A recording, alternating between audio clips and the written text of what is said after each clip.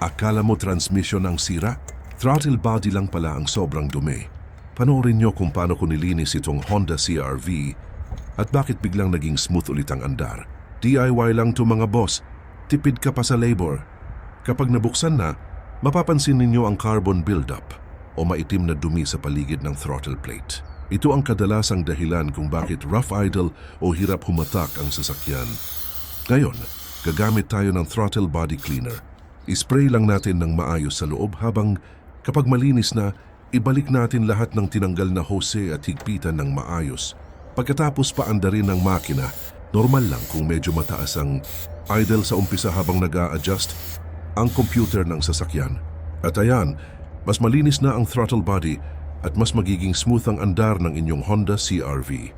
Kung nakatulong ang video na ito, huwag kalimutang mag-like at mag-follow para sa mas marami pang automotive tips.